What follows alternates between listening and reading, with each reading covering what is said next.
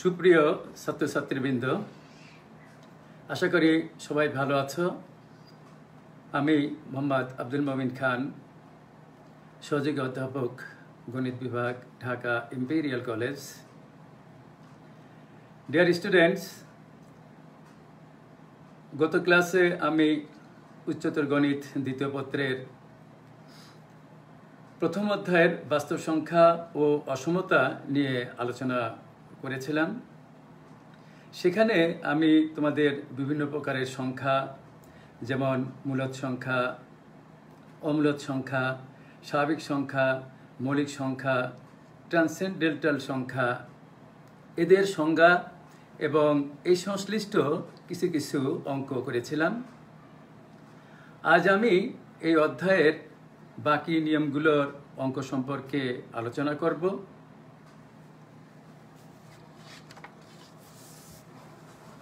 যদিও আজ আমার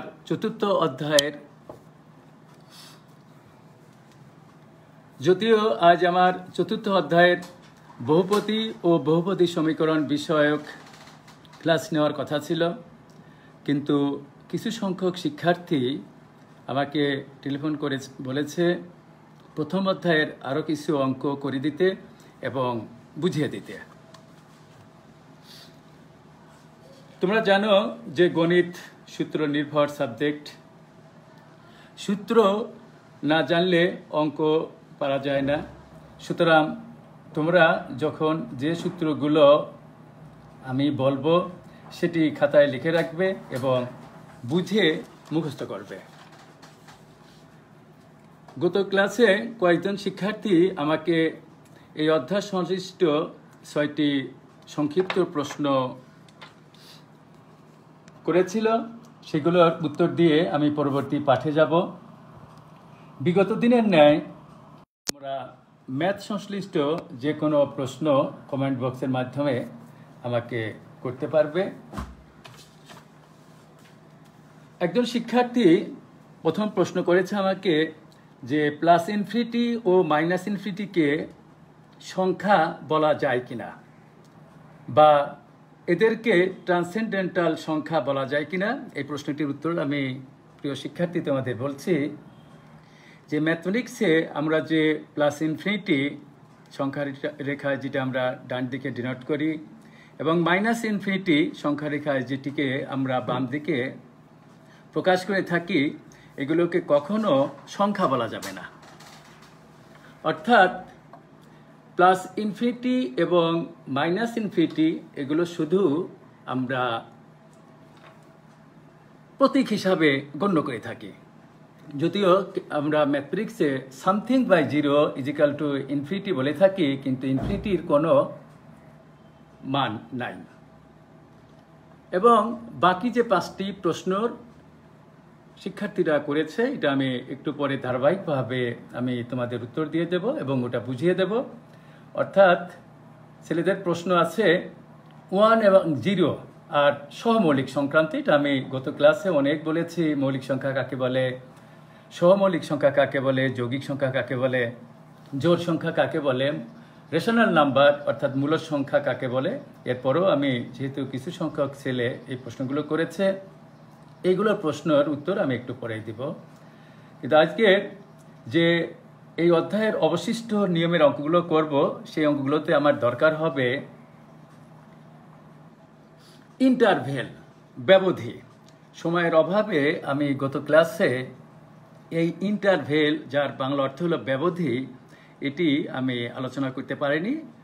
এই ব্যবধি নিয়েই আমি আজ শুরু করছি। কারণ হচ্ছে ম্যাথমেটিক্সে তোমরা যখন ফার্স্ট ইয়ারে ফাংশন করেছো, একটি ফাংশনের ডোমেইন, একটি ফাংশনের রেঞ্জ, এগুলো ক্ষেত্রেও এবং ম্যাথমেটিক্সের বিভিন্ন জায়গাতেও বিভিন্ন অধ্যায়ে এই ইন্টারভেল, ব্যবধি, এটি দরকার হবে। সেজন্য এই ব্যবধি জিনিসটি আমি ক্লিয়ার করতে চাই যে ব্যবধি এর ইংরেজিতে বলা হয় ইন্টারভেল। এর সংজ্ঞায় বলা যেতে পারে বাস্তব সংখ্যার বিশেষ ধরনের সেটকে ব্যবধি বলে। এটি আমি আস্তে আস্তে ক্লিয়ার করব। এবং ডিয়ার স্টুডেন্টস, তোমরা জানো যে সেট কাকে বলে। এই কথাটিও আমি বিগত 2টি ক্লাসে বলেছি যে set is a collection of objects, অর্থাৎ সুনির্দিষ্ট কতগুলো জিনিসের সংগ্রহকেই সেট বলা হয়। যেমন এখানে আমি উদাহরণ দিয়েছি, এ একটা সেট, এর কম্পোনেন্ট বা এলিমেন্ট বা উপাদান সদস্য হলো কি কে 1, 4 এবং 7। তাহলে এ একটা সেট, এর মধ্যে 3টি ভুক্তি আছে, 3টি এলিমেন্ট আছে, 3টি উপাদান আছে, 3টি সদস্য আছে, সেটি হলো 1, 4 এবং 7। বাট তোমরা ডাইনে যে 4টি জিনিস দেখতে পাচ্ছ, ফার্স্ট ব্র্যাকেট দিয়ে 1,7, থার্ড ব্র্যাকেট দিয়ে 1,7, আবার এক পাশে থার্ড ব্র্যাকেট, ডাইন পাশে ফার্স্ট ব্র্যাকেট 1,7, বাম পাশে ফার্স্ট ব্র্যাকেট, ডান পাশে থার্ড ব্র্যাকেট 1,7। এই যে 4টি জিনিস, এই 4টি নোটেশন দিয়েই আমরা ব্যবধিগুলোকে ডিনোট করে থাকি। 1,7 এই যে দুই পাশে ফার্স্ট ব্র্যাকেট, এটিকে আমরা বলি ওপেন ইন্টারভেল। এবং প্রিয় শিক্ষার্থীবৃন্দ, তোমরা মনে রাখবে যে ওপেন ইন্টারভেল এই ফার্স্ট ব্র্যাকেট না দিয়ে আমার ডাইনের কার্সরে দেখতে পাচ্ছ উল্টোভাবে থার্ড ব্র্যাকেট, এইটা আবার এই উল্টা থার্ড ব্র্যাকেট হিসাবেও দেওয়া যায়। তাই ফার্স্ট ব্র্যাকেট দেওয়াই উত্তম। 1,7 ফার্স্ট ব্র্যাকেট দিয়ে এই যে ইন্টারভেল, এটির অর্থ হলো যে 1 নেওয়া যাবে না এবং 7 এটিও নেওয়া যাবে না। এর মধ্যে যদি আমি পূর্ণ সংখ্যা হিসাবে কনসিডার করি, 2 আছে, 3 আছে, 4 আছে, 5 আছে, 6 আছে, পূর্ণ সংখ্যা হিসাবে আমি এগুলো নিতে পারি। যদিও এই সংখ্যাগুলো এই ইন্টারভেলের মধ্যে দেখা যাচ্ছে না, কিন্তু এগুলো কাউন্ট করতে হবে। এবং যদি রিয়েল নাম্বার হিসাবে কনসিডার করো, 1.1 নেওয়া যাবে, 1.0000, 500 কোটি 0 তারপরে 3, সেটাও নেওয়া যাবে। 6.9 নেওয়া যাবে, 6.300 কোটি 9, সেটাও নেওয়া যাবে। তাহলে 1 এবং 7 এর মধ্যে যদিও 2, 3, 4, 5, 6 এগুলো দেখা যাচ্ছে না, কিন্তু এগুলো আমরা এখানে অবশ্যই নিতে পারবো। 1,7 থার্ড ব্র্যাকেট, এই দুই পাশে থার্ড ব্র্যাকেট, এই ইন্টারভেলটির নাম আমি পরে ধারাবাহিকভাবে বলবো।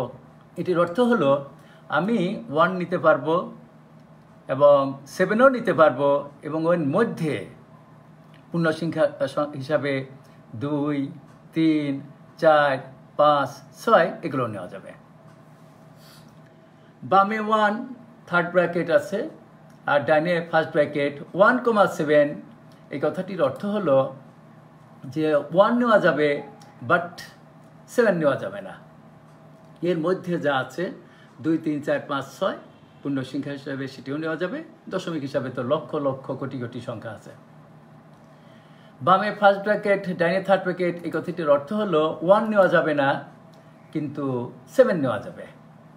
7 সহ এর মধ্যে যা আছে, আমি আবার বলছি, 2, 3, 4, 5, 6 সেগুলো নেওয়া যাবে। তাহলে ব্যবধি 2 প্রকার। একটি হলো ফিনাইট ইন্টারভেল, যার বাংলা নাম হলো সসীম ব্যবধি, এবং ইনফিনাইট ইন্টারভেল, বাংলা নাম হচ্ছে অসীম ব্যবধি। এই সসীম ব্যবধিকে আমরা 4 প্রকারে বিভক্ত করি। একটি হলো উন্মুক্ত বা খোলা ব্যবধি, ইংরেজিতে বলা হয় ওপেন ইন্টারভেল। আমি এখানে ইন্টারভেল দিয়ে এ এবং বি দুটি বাস্তব সংখ্যা ডিনোট করেছি, এবং অবশ্যই তোমাদের মনে রাখতে হবে যে এখানে এ লেস দেন বি, এ অবশ্যই বির চাইতে ছোট ধরতে হবে, অর্থাৎ বি বড়, এ ছোট। এখন এটি যেহেতু একটি ওপেন ইন্টারভেল, এটিকে আমরা ডিনোট করতে পারি যে is equal to set of x belongs to R, R মানে real number set, such that a less than x less than b, যা আমি এখানে 1 এবং 7 দিয়ে বুঝিয়েছি। এবং ডিয়ার স্টুডেন্টস, আমি এই কথাটি প্রতিটি ক্লাসেই তোমাদের বলে থাকি যে আমরা ম্যাথমেটিক্সে 2 ধরনের রাশি ইউজ করে থাকি। একটি হলো এক্সপ্লিসিট অর্থাৎ ব্যক্ত রাশি, আরেকটি হলো ইমপ্লিসিট অর্থাৎ অব্যক্ত।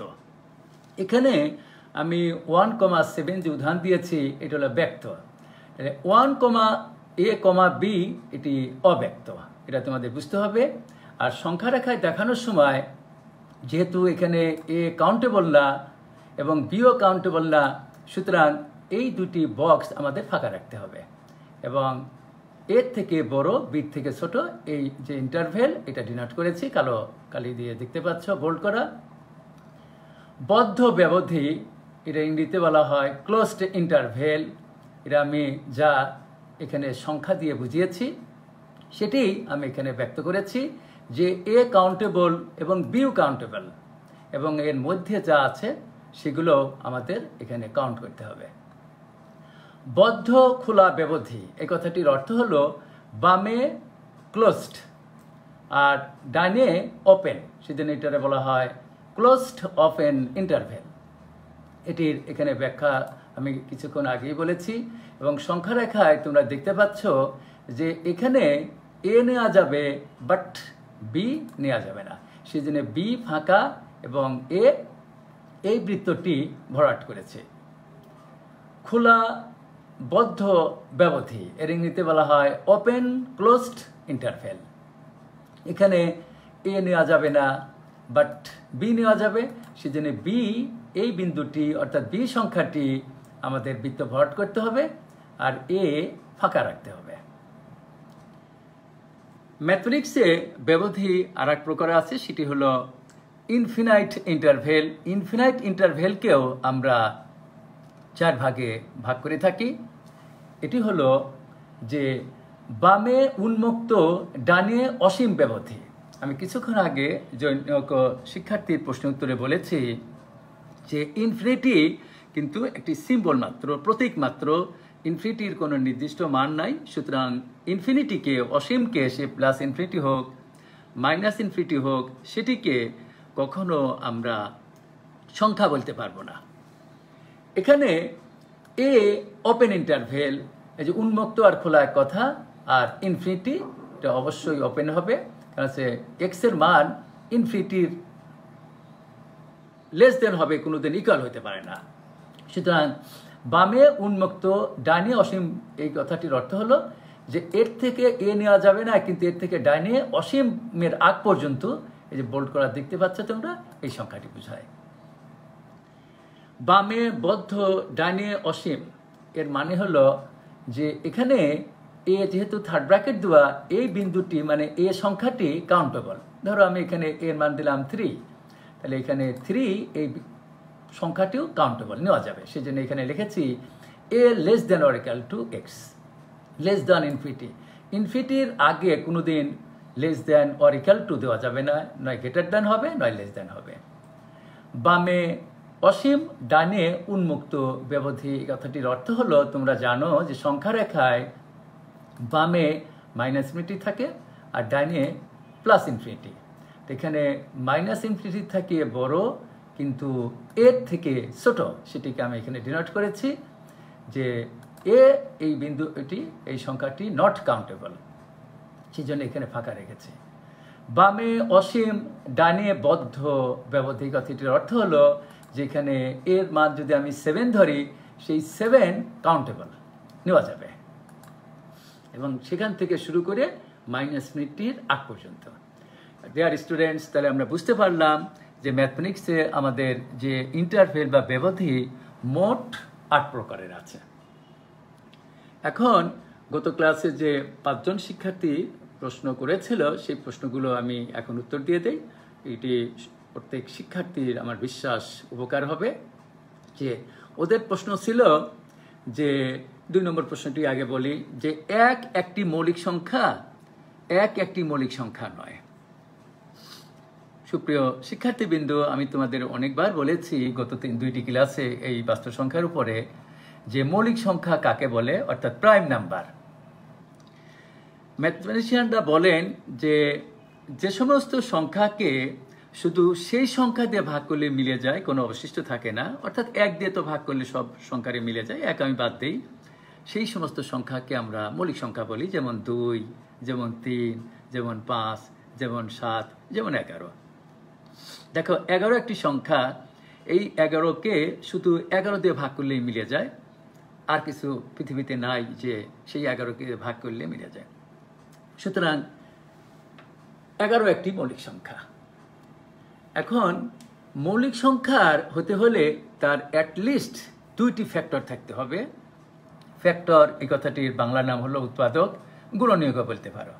অর্থাৎ আমি বলে থাকি একজন ম্যাথমেটিশিয়ান হিসাবে যে সমস্ত সংখ্যার 2টি উৎপাদক আছে সেই সমস্ত সংখ্যাকে তোমরা মৌলিক সংখ্যা বলবে, প্রাইম নাম্বার। যেমন 2, এর 2টি উৎপাদক 1 আর 2, 3 এর 2টি উৎপাদক 1 আর 3, 3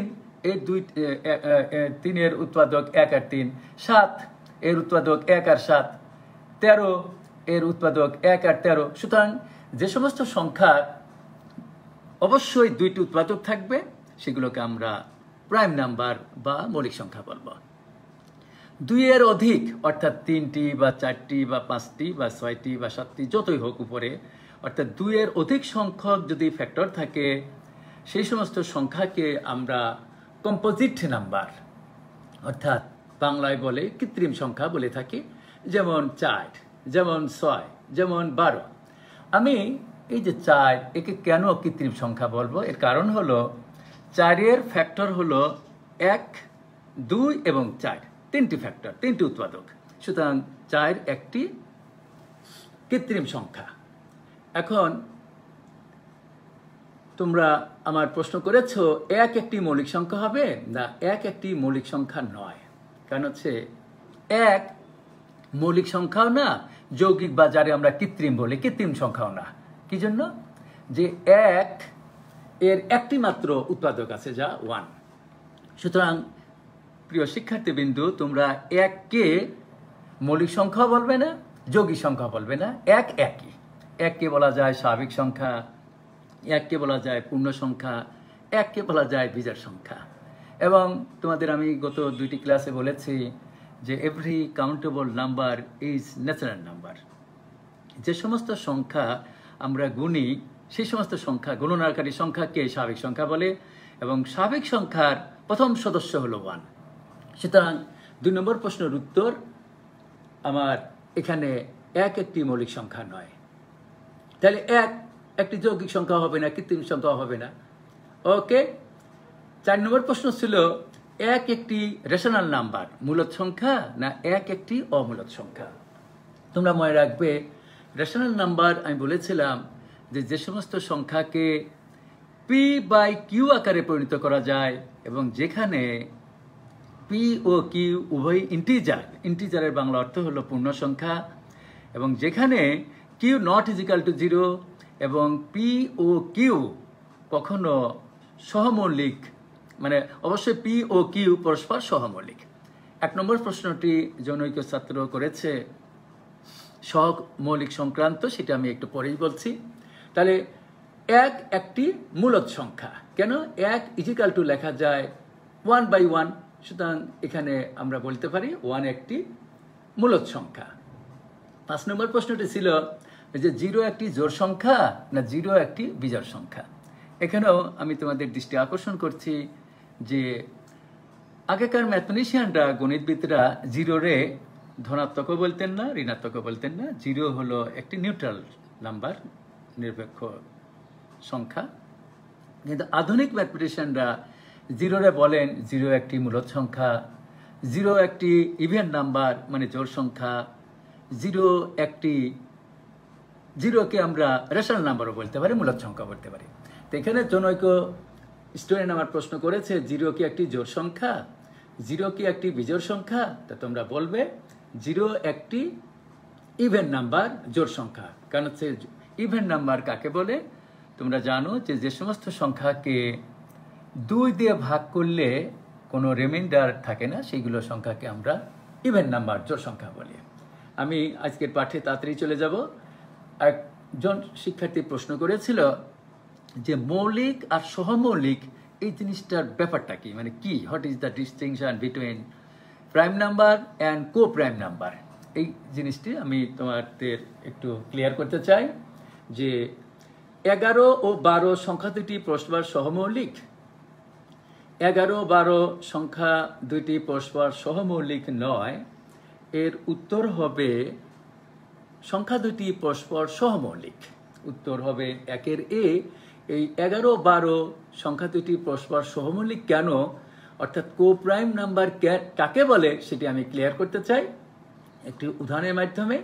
যে ধরো আমি এই 8 আর 9 এই দুটি সংখ্যা সহমৌলিক না সহমৌলিক নয়, এটা আমি ক্লিয়ার করে দেই, তাহলে এরকম হাজার হাজার প্রশ্নের উত্তর তোমরা সলভ করতে পারবে। ডিয়ার স্টুডেন্টস, দেখো 8 এর উৎপাদক ফ্যাক্টর আর গুণনীয়ক এক কথা। 8 এর উৎপাদক হলো 1, 2, 4 এবং 8। আমি আবার তোমাদের রিমাইন্ড করছি, উৎপাদক কথাটির অর্থ হলো যে এই 8কে ম্যাথমেটিক্সে যে কি সংখ্যা আছে 8কে যা দিয়ে ভাগ করলে কোনো রিমাইন্ডার অবশিষ্ট থাকবে না, সেই সমস্ত সংখ্যাগুলোই হবে 8 এর উৎপাদক। তাহলে 8কে 1 দিয়ে ভাগ করলে কোনো রিমাইন্ডার থাকে না, 2 দিয়ে ভাগ করলে থাকে না, 4 দিয়ে ভাগ করলে থাকে না, 8 দিয়ে ভাগ করলে থাকে না। সুতরাং 1, 2, 4, 8 এটি হবে 8 এর উৎপাদক। 9 এর উৎপাদক কি? 1, 3 এবং 9। তাহলে দেখো তোমরা 8 আর 9 এর মধ্যে শুধু কমন ফ্যাক্টর অর্থাৎ সাধারণ উৎপাদক আছে হলো 1, কিন্তু সহমৌলিক কোপ্রাইম নাম্বার দুইটি সংখ্যা কোপ্রাইম মানে সহমৌলিক হবে, তার শর্তে বলা আছে যে দুটি সংখ্যার মধ্যে 1 ব্যতীত, এই যে লাল ক্লি দিয়ে আমি বুঝিয়েছি, 1 ব্যতীত যদি কোনো সাধারণ উৎপাদক থাকে তাহলে সেই দুটি সংখ্যাকে আমরা সহমৌলিক বলবো না, যদি সাধারণ উৎপাদক থাকে। আর যদি 1 ব্যতীত কোনো সাধারণ উৎপাদক না থাকে তাহলে সেই দুটি সংখ্যাকে পরস্পরের সহমৌলিক আমরা বলতে পারবো। তো ডিয়ার স্টুডেন্টস, তোমরা দেখতে পাচ্ছ 8 এর এবং 9 এর যে উৎপাদক আছে তার ভিতরে 1 লাল করে যা দেখিয়েছি, 1 বাদে, আমি বারবার বলেছি 1 বাদে, এর ভিতরে এদের দুইটির সংখ্যার সাধারণ কোনো উৎপাদক নাই। সুতরাং 8 এবং 9 পরস্পর সহমৌলিক। ধরো 8 এবং 6 যদি আমি বলতাম তাহলে 6 এর উৎপাদক কি? 1, 2, 3 এবং 6। 2 যেহেতু এখানে 8 এর ভিতরেও 2 উৎপাদক এবং 6 এর ভিতরেও 2 উৎপাদক আছে, এই 2 যেহেতু সাধারণ, সুতরাং 8 এবং 6 পরস্পর সহমৌলিক নয়। হয়তো তোমরা বুঝতে পেরেছ, গতদিন এই প্রশ্নগুলো আমার শিক্ষার্থীরা করেছিল। আমি তোমাদের বলেছি যে এই চ্যাপ্টারের অঙ্কগুলো করতে 11টি সূত্র দরকার হয়। এই 11টি সূত্র আমি গত ক্লাসে বলেছিলাম এবং আমি ওই দিন 5 নিয়মের অঙ্ক তোমাদের শিখিয়েছি। শেষোক্ত 2টি নিয়ম আজকে আমি ধারাবাহিকভাবে তোমাদের আলোচনা করব। সূত্রগুলো সবাই আবার একটু দেখে নাও এবং এই সূত্রগুলো অবশ্যই, এই 11টি সূত্র তোমরা CON মানে মুখস্থ করবে, হার্ড টু মেমোরি। এবং আই ডু বিলিভ এই বাস্তব সংখ্যা এবং অসংখ্যতা চ্যাপ্টারের যে কোনো MCQ এবং যে কোনো CQ তোমরা অ্যান্সার দিতে পারবে। এবং যারা লাইভে ক্লাস করছো তোমরা এই 11টি সূত্র স্ক্রিনশট নিতে পারো বা তুলে নিতে পারো। ওকে, আমি এই প্রথম নিয়মের অঙ্কগুলো গতদিন করিয়েছি, মান নির্ণয় করা যে কোনো অ্যাবসলিউট ভ্যালুর, এগুলো আজ এই ব্যাপারে আর কোনো কথা বলবো না। দ্বিতীয় নিয়মটি ছিল পরমান চিহ্ন ব্যবহার না করে অসমতাগুলো প্রকাশ করো। এই অঙ্কগুলো আমি অনেক কথা বলেছি, এগুলো তোমরা অবশ্যই বাসায় প্র্যাকটিস করবে এবং বাজারে অনেক লেখকের প্রায় 17-18 জন রাইটারের বই আছে, যে কোনো বই থেকে এগুলো অঙ্ক করতে পারবে। তৃতীয় নিয়ম ছিল পরম চিহ্ন ব্যবহার করে অসমতাগুলো প্রকাশ করো। এখানে আমার 5টি অঙ্ক করা আছে। এই 5টি অঙ্ক করলে তোমরা যে কোনো অঙ্ক করতে পারবে। ওকে, এই 5টি অঙ্ক তোমরা পরবর্তীতে যারা গত ক্লাস করো নাই ভিডিও থেকে দেখে নিতে পারবে। চতুর্থ নিয়মটি ছিল এই অঙ্কগুলো প্রতি বছর পরীক্ষায় থাকেই, যে সমাধান করো এবং সমাধান সেট সংখ্যা রেখায় দেখাও। এই অঙ্কগুলো আমি অনেক সময় নিয়ে গতদিন আমি দেখিয়েছি। হ্যাঁ, ওকে, এই অঙ্কগুলো এই সংখ্যা রেখায়, এবং এখানে আমি আবার বলি যে যেহেতু এখানে less than or equal two আছে, সেই জন্যই এই বৃত্তটা ভরাট করা যাবে না, বৃত্তটা পূরণ করা যাবে না।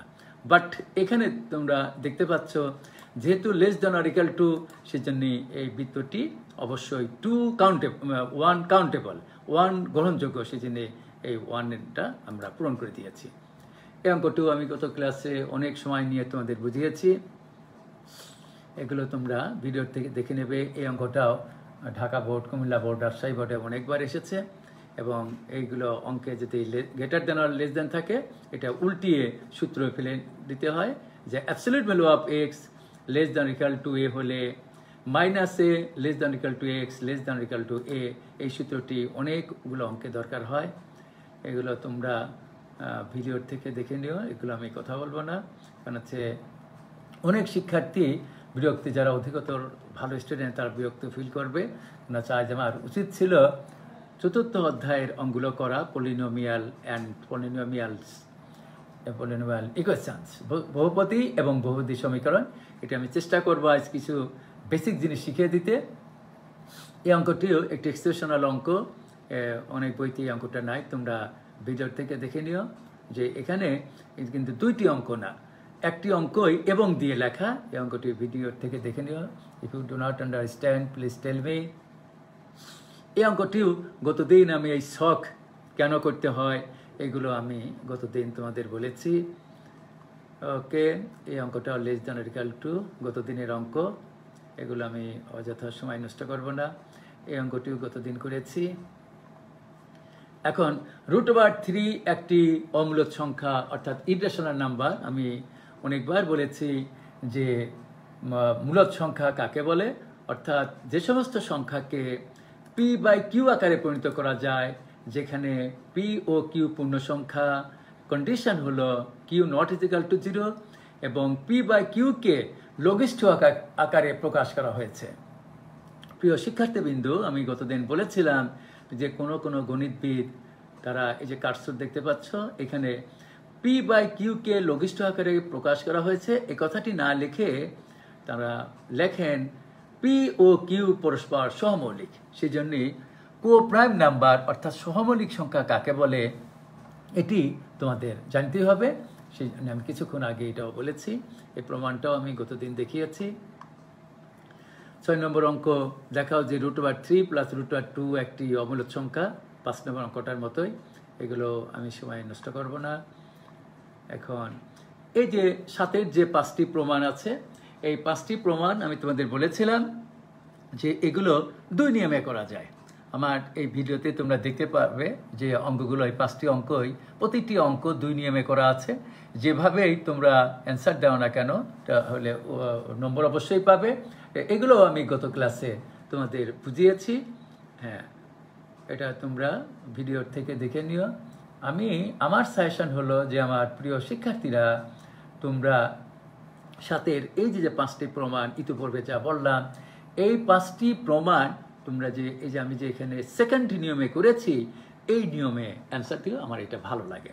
আমি ছাত্র জীবনে অবশ্য আমি প্রথম যে নিয়মটা বলেছি এই নিয়মে আমার শিক্ষক করিয়েছিলেন, কিন্তু যে শিক্ষক হলাম আমার এই নিয়মটা ভালো লাগে, সেজন্য আমি এখানে এই নিয়মটা করেছি পরবর্তী নিয়মে।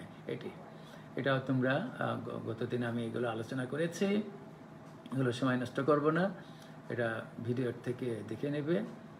ওকে, এই অঙ্কটি গতদিন কেউ মন্তব্য করেছিল যে স্যার এই অঙ্কটি আবার একটু বুঝিয়ে দেন, বুঝি নাই এরা মন্তব্য করেছে। এইটার আমি 2 মিনিট সময় নেব, এরপরে আমি পরবর্তী নিয়মগুলো শেষ করব। আমি 1 ঘন্টা যেহেতু ক্লাস শেষের সময় পেলে আমি চতুর্থ অধ্যায়ের কিছু বেসিক জিনিসগুলো নিয়ে আলোচনা করব।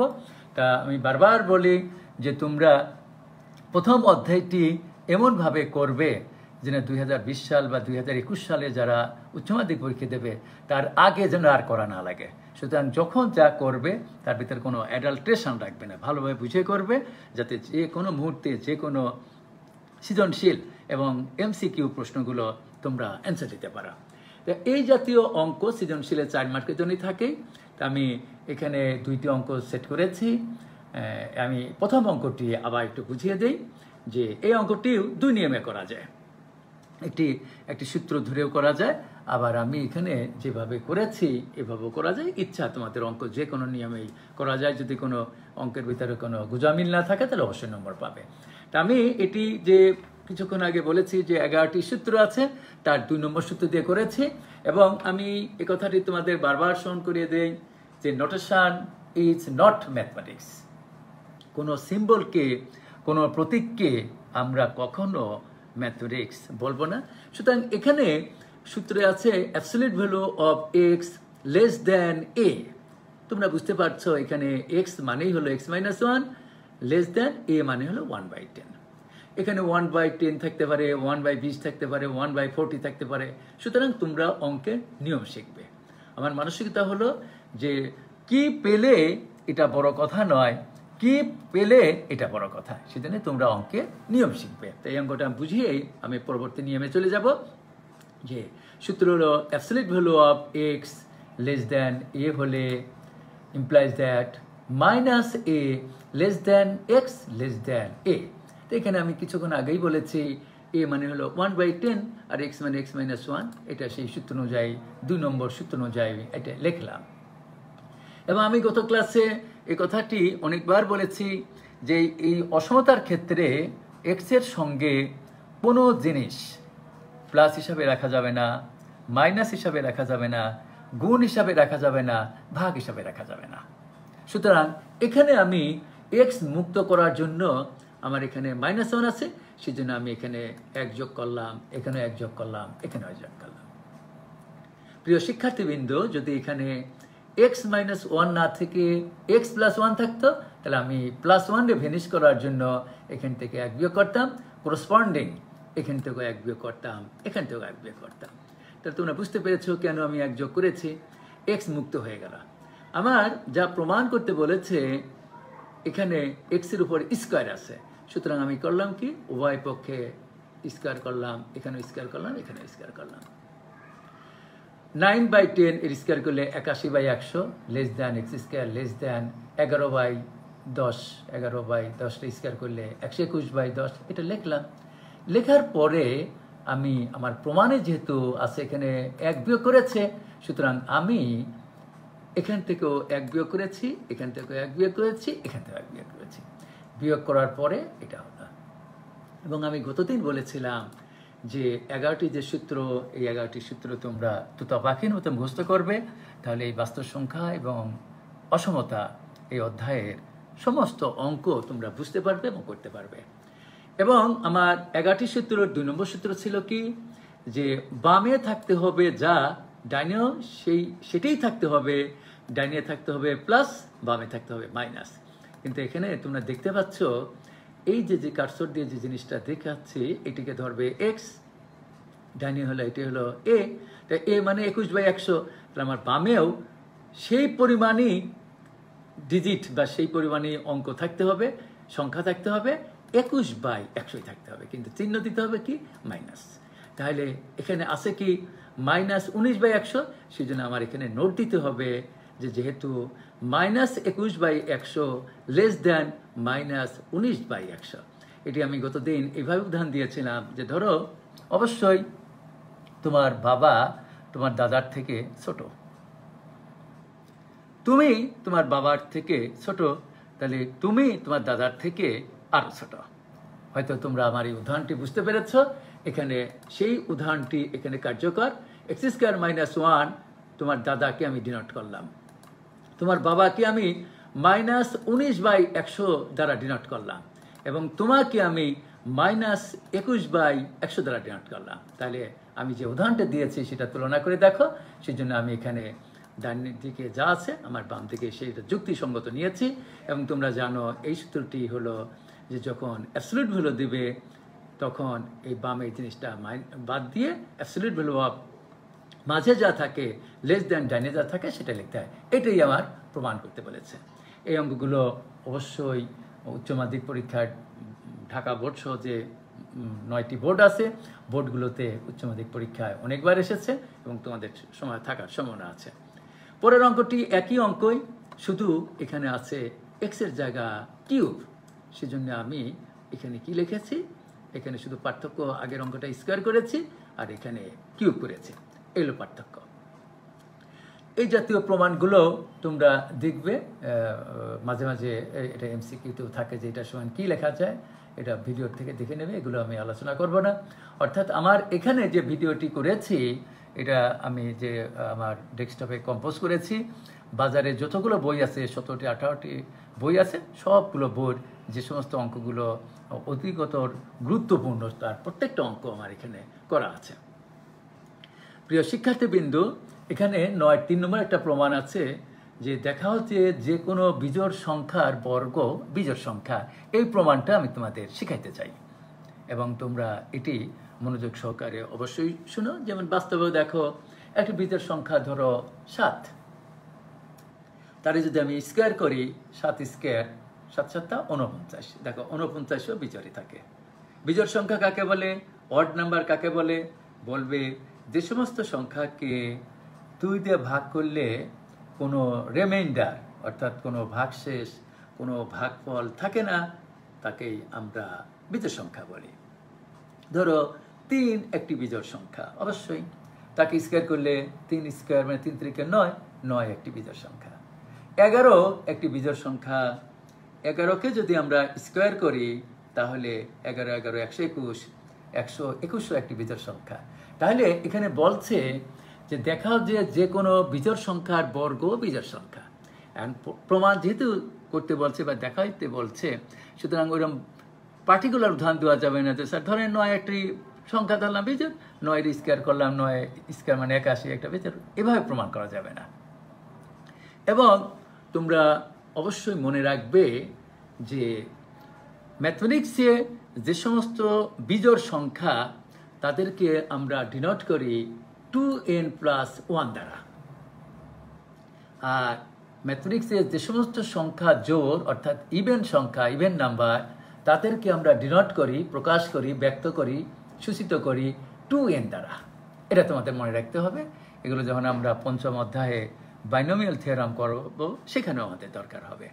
আমি আবার বলছি, প্রিয় শিক্ষার্থীবৃন্দ, তোমরা মনে রাখবে যে কোনো অড নাম্বার বিজোড় সংখ্যাকে আমরা 2n+1 দ্বারা ডিনোট করি, আর যে কোনো জোড় সংখ্যাকে আমরা 2n দ্বারা ডিনোট করি, প্রকাশ করি। যেখানে n যে কোনো ইন্টিজার, ইন্টিজারের বাংলা অর্থ হলো পূর্ণ সংখ্যা বা অখণ্ড সংখ্যা, কোনো কোনো বইতে লেখেছে অখণ্ড সংখ্যা।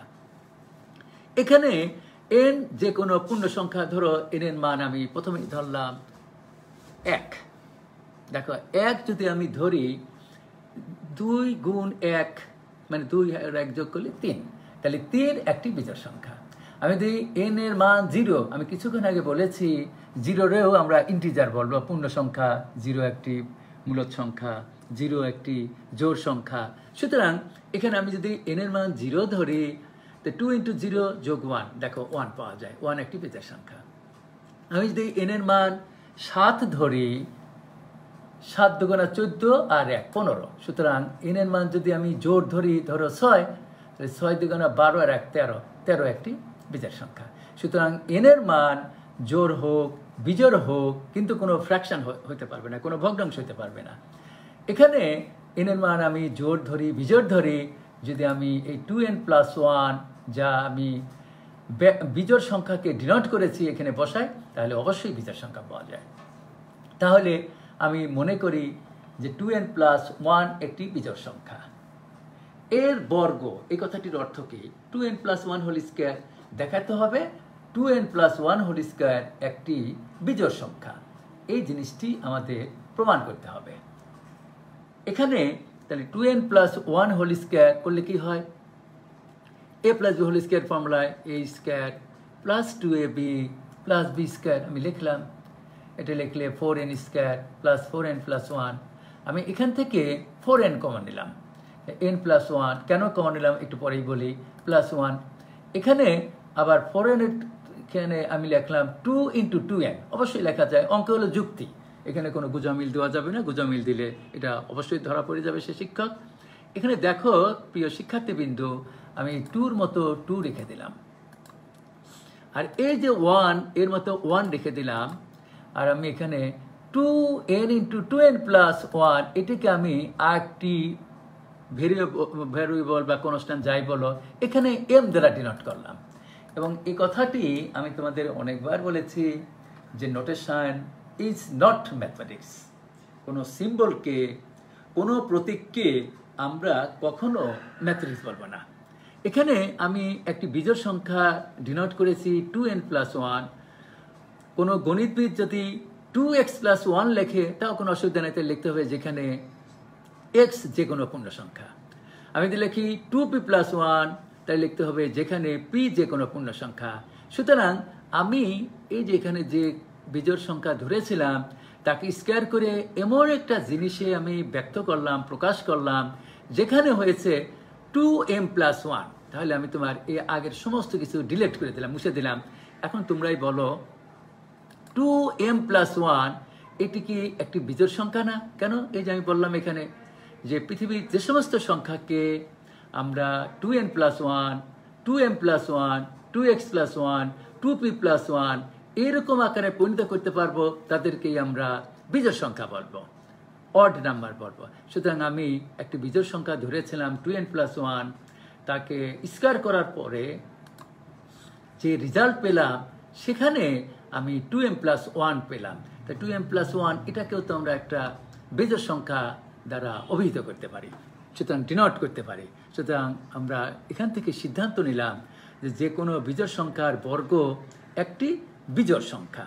এই যে দেখো 2m+1 একটি বিজোড় সংখ্যা, অর্থাৎ বিজোড় সংখ্যার বর্গ বিজোড় সংখ্যা। হয়তো আমার প্রিয় শিক্ষার্থীবৃন্দ একটু হলেও তোমরা বুঝতে পেরেছ।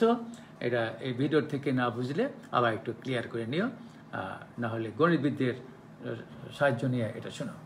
আমি এই যে অঙ্কগুলো দেখাচ্ছি, এই অঙ্কগুলো গতদিন আমি কিছুটা বলেছিলাম।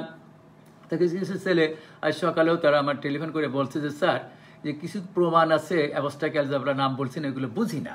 তো সেই জাতীয় অঙ্ক আমি 2টা অঙ্ক বুঝিয়ে দিয়ে শেষের নিয়ম বলে অসুবিধা নাই, বেশি সময় লাগবে না, যে প্রমাণ করো যে যদি a belongs to r হয় তবে a.0 অর্থাৎ a গুণ 0 সমান 0। তোমরা জানো যে কোনো কিছুকে 0 দিয়ে গুণ করলে 0 হয়। এই প্রমাণটি কিছু কিছু সংখ্যক শিক্ষার্থী তারা ভালো বোঝে নাই, এটা আমার প্রশ্ন করেছে, এটা আমি প্রমাণ করে দেওয়ার চেষ্টা করব। এবং আর এই প্রমাণও আমি গতদিন বলেছিলাম যে দেয়া আছে a+b = a+c, এটা বলছে b = c প্রমাণ করো। যদি কেউ এ ওই পাশে নিয়ে এ কেটে প্রমাণ করে তাহলে কিন্তু নম্বর পাবে না। এই অঙ্কগুলো করার নিয়ম হলো দেয়া আছে a+b = a+c, এটি করতে হয় কল্পনা। আর যোগের অনন্যতা মানে ইউনিকনেস অফ এডিশন, এই কথাটির অর্থ হলো যে আমি সমান সমান চিহ্নের উভয় পক্ষে যদি আমি এই যে মাইনাসে যোগ করেছি, এর পাশেও মাইনাসে যোগ করেছি, তাতে মানের কোনো পরিবর্তন হয় না, এটিকে বলা হয় যোগের অনন্যতা। এখন যোগের সংযোজন, এই কথাটির অর্থ হলো -a আর এই যে a, এটা আমি এক জায়গা ফার্স্ট ব্র্যাকেট দিয়ে আবদ্ধ করলাম, এটিকে বলা হয় যোগের সংযোজন। ডানেও আমি সেই -a আর a এক জায়গা করলাম। এখন যোগের বিপরীত কথার অর্থ হলো -a আর +a কাটাটি করলে কি হয় 0, এখানে একটা প্লাস একটা মাইনাস, এটিকে যোগের বিপরীতে বলা হয়। যোগের অবেধক আইডেন্টিটি অফ এডিশন, এই কথাটির অর্থ হলো যে আমি এখানে 0 আছে, এখানে 0 আছে, উভয় পক্ষে যদি আমি 0 যোগ করি একই জিনিসই থাকে। সুতরাং এইটিকে বলা হয় 0 0 আমি এখন বাদ দিলাম, b = c, এটিকে বলা হয় যোগের অবেধক। এই অঙ্কগুলো অবশ্যই তোমরা দেখে নেবে, এগুলো পরীক্ষায় থাকে। এটা যোগের এই যে এই প্রমাণটি আমি দেখিয়ে দেব। আর আমার এই বাস্তব সংখ্যা এবং অসমতা এই চ্যাপ্টারের আর একটি নিয়ম আছে যে সুপ্রিমাম এবং ইনফিমাম কিভাবে বের করা হয় সেটি বুঝিয়ে দেব। আর বেশ কিছু সংখ্যক সৃজনশীল প্রশ্ন আমি সংযোজন করেছি, সেগুলো তোমরা বাসায় অবশ্যই প্র্যাকটিস করবে। যে দেখো আমি প্রমাণ করব যে কোনো কিছুকে 0 দিয়ে গুণ করলে কেন 0 হয়, এই প্রমাণটি আমি দেখিয়ে আমি শেষোক্ত নিয়ম আলোচনা করব। যে আমরা জানি 1 + 0 = 1, সত্যি কথাই এটা হলো যোগের অবেধক। কারণ হচ্ছে কোনো কিছুর সঙ্গে যদি আমি 0 যোগ করি সেই কোনো কিছুই পাওয়া যায়। সুতরাং আমি 1 + 0 = 1 লেখা যায়। এটি আমরা যোগের অবেধক বলি। গুণনের অনন্যতা এই কথাটির অর্থ হলো যে আমি বামে এ দিয়ে গুণ করলাম, ডাইনেও এ দিয়ে গুণ করেছি। এখন গুণনের বণ্টন যোগ্যতা এই কথাটির অর্থ হলো ওয়ানের সঙ্গে এর সঙ্গে 1 গুণ করলাম, এটা ডট প্রোডাক্ট বা গুণ যাই বলো, এ যোগ এ আবার 0 সঙ্গে গুণ করলাম, A1 থাকলো। এখন দেখো যোগ গুণনের বণ্টন যোগ্যতা, গুণনের অবেধক এটি কথার অর্থ হলো আইডেন্টিটি অফ মাল্টিপ্লিকেশন, অর্থাৎ কোনো কিছুর সঙ্গে যদি আমরা 1 গুণ করি তাহলে কোনো কিছুই থাকে, তাহলে A গুণ 1 মানে হলো A, আমি লিখলাম গুণনের অবেধক। এখন কিছুক্ষণ আগে আমি যোগের অনন্যতা জিনিসটি শিখিয়েছি যে যেহেতু আমার এখানে প্লাস এ আছে, একে যদি আমরা ভেনিশ করতে চাই তাহলে আমার মাইনাস এ দরকার। আমি এখানে মাইনাস এ যোগ করলাম, ডান সাইডেও মাইনাস এ যোগ করলাম, তাহলে উভয় পাশে মাইনাস এ যোগ করে বা এ বিয়োগ করি এক কথা, এটিকে বলা হয় যোগের অনন্যতা। এখন মাইনাসে আর এই যে ভিতরে এ আছে, এটা আমি এক জায়গা করলাম ফার্স্ট ব্র্যাকেট দিয়ে, এটিকে বলা হয় যোগের সংযোজন। সংযোজন করার পরে যোগের বিপরীত কি? একটা পজিটিভ এবং একটা নেগেটিভ, একটা নেগেটিভ একটি পজিটিভ, এটিকে বলা হয় বিপরীতক, যোগের বিপরীতক, ইনভার্টিবল। এখন এ মাইনাস এ আর প্লাস এ কাটলে 0 হয়ে যায়, যোগের বিপরীতকের নিয়মে এটা লিখলাম। যোগের অভেদক কি? যে এ পাশে 0 আছে, 0 সঙ্গে কোনো কিছু যোগ করলে তো 0ই হয়, সরি কোনো কিছুর সঙ্গে 0 যোগ করলে তো কোনো কিছুই হয়। সুতরাং আমি যোগের অভেদক অনুযায়ী এই 0 বাদ দিয়ে লিখতে পারি এ ডট বা এ গুণ 0 ইজিক্যাল টু 0, অতএব এ ইন্টু 0 ইজিক্যাল টু 0, এটা আমি প্রমাণ করলাম। এই প্রমাণটিও তোমরা দেখে নিও। এই প্রমাণগুলো বাংলাদেশ প্রকৌশল বিশ্ববিদ্যালয়ের ভর্তি পরীক্ষায় অনেকবার এসেছে, 10 মার্কের জন্য এগুলো থাকে। আমার সর্বশেষ এই অধ্যায়ের এটি হলো যে একটা উপসেট থেকে, একটা সাবসেট থেকে কিভাবে গরিষ্ঠ নিম্নসীমা ও লঘিষ্ঠ ঊর্ধ্বসীমা নির্ণয় করা যায়, সেটি এই অঙ্কগুলো 4 মার্কের জন্য থাকে। এটি আমি এখন আলোচনা করব। আমি বারবার বলছি, practice makes a man perfect. এই অঙ্কগুলো তোমরা অবশ্যই প্র্যাকটিস করবে, প্র্যাকটিস না করলে পারে এই অঙ্কগুলো কখনো পরীক্ষায় যথাযথভাবে উত্তর দিতে পারবে না। এখানে প্রশ্নটি হলো বাস্তব সংখ্যার উপসেট s ইজিক্যাল টু বা equal to x such that 5x square minus 16x plus 3 less than or equal to 0, এটা একটা সেট, উপসেট। এর গরিষ্ঠ নিম্নসীমা ও লঘিষ্ঠ ঊর্ধ্বসীমা নির্ণয় করো। এটি এই জাতীয় অঙ্ক আমি 4 নম্বর যে ক্যাটাগরি আছে, 4টি চতুর্থ যে নিয়মের সমাধান করো এবং সমাধান সেট সংখ্যা রেখায় দেখাও, সেখানে তোমাদের আলোচনা করেছিলাম। কিন্তু একটি অঙ্কের ভিতরে যখন এই জিনিসগুলো এসে যাবে, তখন আর ওই সংখ্যা রেখায় বা ওইরকম শখ করে এগুলো না দেখিয়ে 10 এবং 11 নম্বর যে 2টি সূত্র আমি তোমাদের বলেছি, 10 এবং 11 নম্বর সূত্র, এই 2টি সূত্র অ্যাপ্লাই করে এই অঙ্কগুলো করতে হয়। তাই প্রথমে অ্যান্সার দিই যে দেয়া আছে s ইকুয়াল টু, এটি লিখলাম। লেখার পরে x such that বা x such belongs to r such that দিতে পারো। কোনো কোনো বইতে লেখা আছে x belongs to r, অর্থাৎ ডিয়ার স্টুডেন্টস, এখানে আমরা যে x নিয়ে কাজ করছি, এই x কিন্তু জটিল সংখ্যা না। 3য় অধ্যায়ে যে তোমরা জটিল সংখ্যা করেছো, সেই জটিল সংখ্যা না, এটি অবশ্যই x গুলো রিয়েল নাম্বার নিয়ে আমরা কাজ করছি। সুতরাং এখানে x such that লেখা আর x belongs to real number set আর লেখা এক কথা। তো এখানে আমি প্রথমে উৎপাদক বিশ্লেষণ করলাম, 5x square minus 15x minus x plus 3, এটা তোমরা ক্লাস 7, 8, 9 উৎপাদক বিশ্লেষণ করে আসছো, মিডল টার্মে করলাম।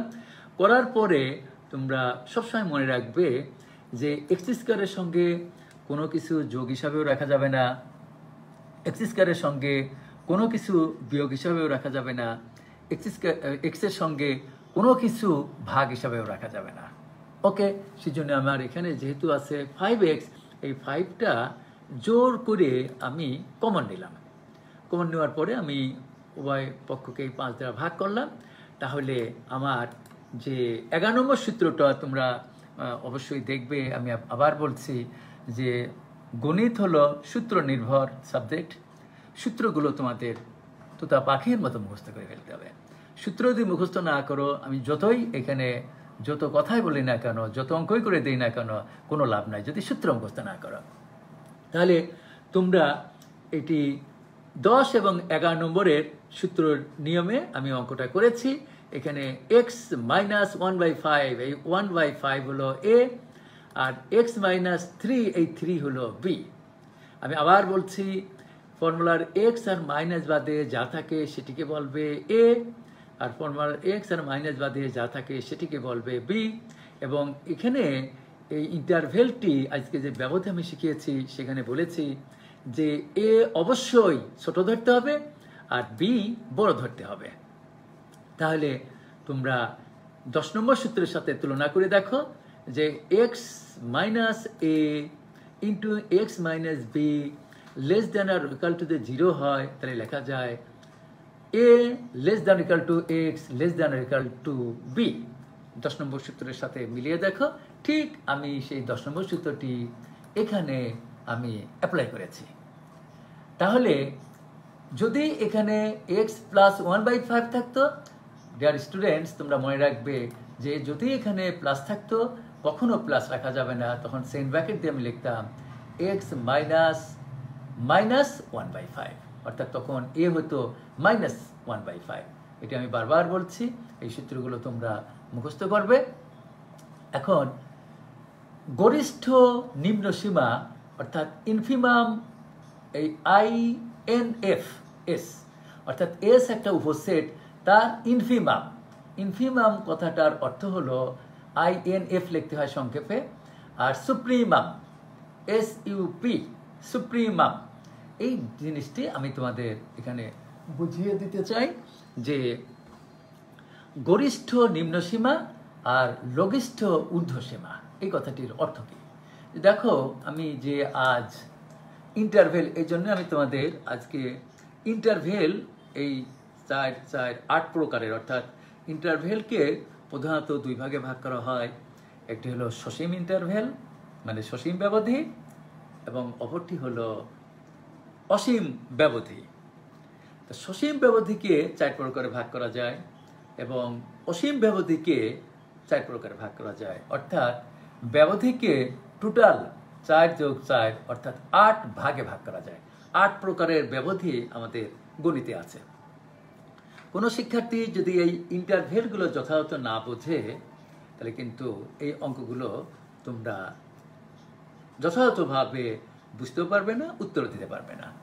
এখানে গরিষ্ঠ নিম্ন সীমা এটির অর্থ কী, আর লঘিষ্ঠ ঊর্ধ্বসীমা এটার অর্থ কী, আমি একটা উদাহরণ দিয়ে বোঝানোর চেষ্টা করছি। তোমরা দেখো যে এখানে সবচেয়ে ছোট হলো 1/5, আর এই ইন্টারভেলের এই ব্যবধির সবচেয়ে বড় হলো 3।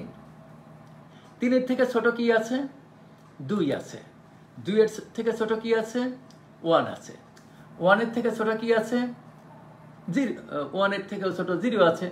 তা এখন এইরকম ভাবে -1, -2, -3, আবার 3-এর চাইতে বড় আছে কি 4, 5, 6, 7, এরকম ভাবে পজিটিভ ইনফিনিটি পর্যন্ত, এদিকে হলো মাইনাস ইনফিনিটি পর্যন্ত।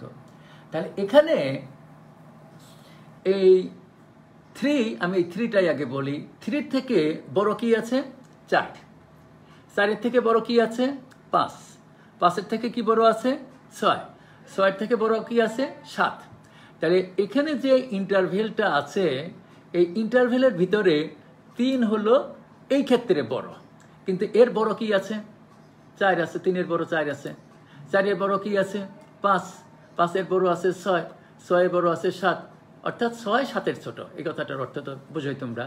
তাহলে 3-এর বড় 4 আছে, 5 আছে, 6 আছে, 7 আছে। এই যে ঊর্ধ্ব দিকে যে পৃথিবীতে কোটি কোটি কোটি কোটি প্লাস ইনফিনিটি পর্যন্ত যে নাম্বারগুলো আছে, তাদের মধ্যে এখানে ছোট কি? 3। সেজন্য আমি এখানে লিখেছি লঘিষ্ঠ ঊর্ধ্বসীমা সুপ্রিমাম এস ইজিক্যাল টু এখানে হবে 3। আমার অনেকেই প্রশ্ন করেছে যে স্যার আপনি লিখলেন হলো বড়টা উত্তর 3 বড় আর 1/5 ছোট, কিন্তু এখানে লঘিষ্ঠ বললেন কেন? এখানে ডিয়ার স্টুডেন্টস তোমরা মনে রাখবে যে এখানে 3 এর বড় আছে 4, 4 এর বড় আছে 5, 5 এর বড় আছে 6, 6 এর বড় আছে 7, এভাবে প্লাস ইনফিনিটি পর্যন্ত। এই যে ঊর্ধ্ব দিকে যে সীমাগুলো পৃথিবীতে আরও আছে যে সংখ্যাগুলো, তাদের মধ্যে লঘিষ্ঠ হলো 3। সেজন্য আমার এখানে বলতে হবে যে লঘিষ্ঠ ঊর্ধ্বসীমা অর্থাৎ সুপ্রিমাম এস ইজিক্যাল টু 3, গরিষ্ঠ নিম্নসীমা অর্থাৎ ইনফিমাম এস ইজিক্যাল টু 1/5। এই কথাটির অর্থ হলো যে 1/5 এর থেকে ছোট মাইনাস ইনফিনিটি পর্যন্ত কোটি কোটি কোটি কোটি সংখ্যা আছে। 1/5 এর ছোট 0 আছে, 0 থেকে ছোট -1 আছে, -1 এর ছোট -2 আছে, এবার মাইনাস ইনফিনিটি পর্যন্ত চলে যাবে। তাহলে এখানে এই যে মাইনাস ইনফিনিটি থেকে শুরু হয়ে 1/5 পর্যন্ত এই যে নিম্ন দিকে, এর ভিতরে এই নিম্ন সীমার মধ্যে এখানে সবচেয়ে বড় কে? 1/5। সেই জন্য আমার এখানে লিখতে হবে গরিষ্ঠ নিম্ন সীমা। এই কথাটির অর্থ হলো ইনফিমাম এফ, ইনফিমাম এস, যেহেতু সেটকে আমি এস দ্বারা ডিনোট করেছি, ইনফিমাম এস ইজিক্যাল টু 1/5। আমি পরের অঙ্কটি দিয়েও আরও একটু ক্লিয়ার করতে চাই তোমাদের। দেখো 13 নম্বর অঙ্কটি আছে যে যদি বাস্তব সংখ্যার উপসেট S equal to x such that 3x square -7x + 2 <0 হয়, তবে সুপ্রিমাম এস নির্ণয় করো। এই অঙ্কগুলো পরীক্ষায় থাকে। তাহলে আমি আগের অঙ্কটার মতোই আমি আবার বলছি, আগে উত্তরটাকে বিশ্লেষণ করবে, করার পরে আমি যে চতুর্থ নিয়মের অঙ্ক শিখিয়েছি তোমাদের গত ক্লাসে, যে সমাধান করো এবং সমাধান সেট সংখ্যা রেখায় দেখাও, সেখানে আমাদের শখ করে আমি এই অঙ্কগুলো তোমাদের দেখিয়েছিলাম যে কোনটা কখন উত্তর হয়। এখানে 3x - 1 আমি তোমাদের বারবার বলেছি যে x এর সঙ্গে কোনো জিনিস রাখা যাবে না। x এর সঙ্গে গুণ হিসাবে যে 3 আছে, সেই 3টি আমি কমন নিলাম। কমন নেওয়ার পরে এখানে যা দেখতে পাচ্ছ আমার একটা ইন্টারভেল হলো। আজকে আমি আবার বলছি যে তোমাদের 4 4 8 রকমের ব্যবধি ইন্টারভেল আমি শিখিয়েছি। সেই ইন্টারভেল তোমাদের জানতে হবে। ভিডিওটি প্রথম দিক আমি যে আলোচনা করেছি সেখানে আবার দেখে নিও যে 8 প্রকারের ব্যবধি কি কি, সেগুলো তোমরা জেনে নেবে। এবং আজ এই যে অঙ্কটি এখন করছি, এই অঙ্কটি হলো 10 নম্বর যে সূত্রটি বলছিলাম, x - a into x - b <0 হলে আমার সূত্র আমি বলেছিলাম a x b। তো এখানে b মানেই হলো 2 আর a মানেই হলো 1/3। সুতরাং আমি এটার পরিবর্তে আমি এই সূত্র অ্যাপ্লাই করেছি এখানে। তাহলে আমার চেয়েছে সুপ্রিমাম এস ইজিক্যাল টু কত হবে? আমার এখানে 2, সেজন্য আগের অঙ্কটায় আমি বিস্তারিত বর্ণনা করেছি, সেই 2 লিখেছি। আমার বিশ্বাস প্রিয় শিক্ষার্থীবৃন্দ একটু হলেও তোমরা বুঝতে পেরেছ। আবার 14 নম্বর অঙ্কটাও দেখো যে p ইজিক্যাল টু আমার এখানে লেখা আছে x বিলংস টু n। এই যে n, এই n হলো ন্যাচারাল নাম্বার সেট, অর্থাৎ আমি তোমাদের বলেছি স্বাভাবিক সংখ্যা কাকে বলে। Every countable number is natural number, অর্থাৎ যে সমস্ত সংখ্যা আমরা গুনি তাকেই স্বাভাবিক সংখ্যা বলি। এবং এই স্বাভাবিক সংখ্যা শুরু হয় 1 থেকে। তো এখানে এই n এর প্রথম মান হলো 1, তারপরে 2, তারপরে 3, তারপরে 4, তারপরে 5, তারপরে 6, এইভাবে। এই n এর মান কখনো 0 হতে পারবে না, n এর মান কখনো -1 হতে পারবে না, n এর ভিতরে কখনো হাফ ধরা যাবে না।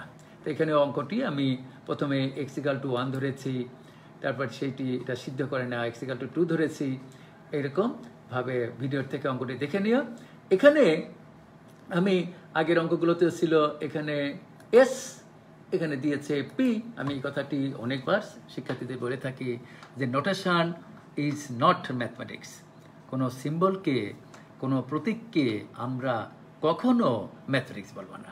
সুতরাং এখানে এস দিক আর পি দিক বা ইউ দিক এটা কোনো ব্যাপার না। এটি তোমরা এভাবে সুপ্রিমাম এবং ইনফিমাম দেখতে পাচ্ছ যে এই সেটের সবচেয়ে বড় কত 9, তাহলে আমার সুপ্রিমাম পি হবে 9, আর সবচেয়ে ছোট কত 2, এখানে ইনফিমাম পি ইজিক্যাল টু 2। এই অঙ্কটি তোমরা ভিডিও থেকে দেখে নেবে, এবং এটাই ছিল বাস্তব সংখ্যার টোটাল আমার আলোচনা। এখন আমি এই যে দুইটি অঙ্ক এখানে দেখতে পাচ্ছ, এই অঙ্কগুলো এইভাবে উচ্চ মাধ্যমিক পরীক্ষায়, বোর্ড পরীক্ষায় থাকে এবং টেস্ট পরীক্ষাতে এইভাবে থাকে। অঙ্কগুলো তোমরা অবশ্যই প্র্যাকটিস করবে। এই সৃজনশীল প্রশ্নগুলো এতক্ষণ আমি যে অঙ্কগুলো আলোচনা করেছি গত ক্লাস এবং আজকের ক্লাসে, সেই অঙ্কগুলোর আলোকেই এই অঙ্কগুলো সংযোজন করা হয়েছে। যেন আমি এই জাতীয় একটা অঙ্ক করেছি, সেখানে ছিল <4, এখানে আছে 7, 7-এর জায়গায় 4 থাকলে কি অসুবিধে? এখানে 2x + 3 আছে, আমি যদি 2x - 3 দেই তাও আমার বিশ্বাস যে কোনো অসুবিধা নয়, প্রত্যেক শিক্ষার্থী এগুলোর উত্তর দিতে পারবে। এগুলো তোমরা প্র্যাকটিস করবে। এখন এই চ্যাপ্টারে অর্থাৎ অধ্যায় 1-এ এই সৃজনশীল বিভিন্ন বইতে প্রায় 17-18টা বই আছে বাজারে। সেই 17-18টি বই থেকে আমি এবং নিজের বুদ্ধিমত্তা দিয়ে আমি অনেকগুলো সৃজনশীল প্রশ্ন এখানে সংযোজন করেছি। প্রিয় শিক্ষার্থীবৃন্দ, তোমরা এই অঙ্কগুলো প্র্যাকটিস করবে। আর এই অঙ্কগুলো যদি কেউ না পারো, তাহলে আমাদের সঙ্গে, আমরা গণিত বিভাগের 5-6 জন শিক্ষক আছি, আমাদের সাথে অবশ্যই টেলিফোনে যোগাযোগ করবে। আমরা এগুলোর যথাযথ সলভ করে দেব। অর্থাৎ আমি বলি যে এই অঙ্কগুলো প্রত্যেকটা অঙ্কই তোমরা করতে পারবা যদি আমি যে ইতোপূর্বে যে অঙ্কগুলো করে দিয়েছি, বা এই অঙ্কগুলো সবগুলো আমার এই ভিডিওতে ম্যাক্সিমামগুলোই করা আছে, এই তবু সংখ্যা চেঞ্জ করে দিয়েছি, এগুলো প্র্যাকটিস করবে। এখানে অনেকগুলো অঙ্ক আছে, তোমরা দেখতে পাচ্ছ। প্রায় 18টা সৃজনশীল প্রশ্ন আমি সংযোজন করেছি। 3টি বা 4টি করার পরে দেখবে যে সবগুলো অঙ্ক তোমরা করতে পারবে। তারপরেও practice makes a man perfect. প্র্যাকটিসের জন্য তোমরা অবশ্যই এই অঙ্কগুলো তোমরা করবে এবং উচ্চ মাধ্যমিক পরীক্ষায় একটি সন্তোষজনক রেজাল্ট করতে পারবে বলে আমার বিশ্বাস। দেখো, এই 10 নম্বর অঙ্কটাও খুব ইম্পর্টেন্ট। এটা একবার রাজশাহী বোর্ডে এসেছে, এগুলো করবা। 11 নম্বর অঙ্কটিও অনেকগুলো বোর্ডে এসেছে। ঢাকা বোর্ড 2017 সালে যে অঙ্কটি এসেছে সেটাও এখানে আছে। এই অঙ্কগুলো অবশ্যই তোমরা প্র্যাকটিস করবে। আর 13 নম্বরের যে 2 মার্কের জন্য সমাধান সেট নির্ণয় করো, এই জাতীয় অঙ্কগুলো আমার এই ভিডিওতে তোমরা দেখতে পারবে। 4 নম্বর কাইন্ডের প্রায় 12টা অঙ্ক আমি করে দিয়েছি, সেখানে এই অঙ্কগুলো আছে। 14 নম্বর অঙ্কটিও খুব ইম্পর্টেন্ট, এটি ঢাকা বোর্ডের 2019 সালের প্রশ্ন, এগুলো অবশ্যই করবে। এগুলো 15 নম্বর অঙ্কটাও এল দিয়ে একটা সেট ডিনোট করছি, এল দেওয়া যায়, পি দেওয়া যায়, এস দেওয়া যায়, সুতরাং নোটেশন ইজ নট ম্যাথমেটিক্স। 16 নম্বর অঙ্কটাও করবে। তাহলে সুপ্রিমাম টি, এখানে আমি একটা সেটকে টি দ্বারা ডিনোট করেছি, আর এখানে SUPT মানে সুপ্রিমাম টি, আর ইনফিমাম টি একটি তোমরা মনে রাখবে। 17 নম্বর অঙ্কটিও খুব ইম্পর্টেন্ট। এই যে এখানে লিখেছি টি এর সুপ্রিমাম ও ইনফিমাম নির্ণয় করো। হ্যাঁ, ওকে আমার প্রিয় শিক্ষার্থীবৃন্দ, যেহেতু আমাদের প্রিয় অধ্যক্ষ মহোদয় অধ্যাপক আরিফ আহমেদ স্যার শিডিউল অনুযায়ী বলছেন যে এই ক্লাসগুলো নিতে, তা আমি আজকে অবশ্যই 1 ঘন্টা হয়ে গেল। সুতরাং আমার বিশ্বাস এই প্রথম অধ্যায় বাস্তব সংখ্যা এবং অসমতা, এই চ্যাপ্টারের উপরে আমি আশা করছি যে আমার প্রিয় শিক্ষার্থীদের আর কোনো সমস্যা নাই। এরপরেও যদি কোনো সমস্যা থাকে আমাদের প্রশ্ন করবে, এবং আগামী দিন থেকে ধারাবাহিকভাবে আমার অধ্যক্ষ মহোদয় দায়িত্ব দিয়েছেন 4র্থ অধ্যায় অর্থাৎ পলিনোমিয়ালস অ্যান্ড পলিনোমিয়াল ইকুয়েশনস, এর বাংলা অর্থ হলো বহুপদী এবং বহুপদী সমীকরণ। এই অঙ্কগুলো নিয়ে আমি 1 ঘন্টার একটি ক্লাস নেব। সেই ক্লাসে অবশ্যই তোমরা থাকবে। সবাইকে ধন্যবাদ। Friendship to all but malice to none, be friendly but not familiar. সকলকে ধন্যবাদ।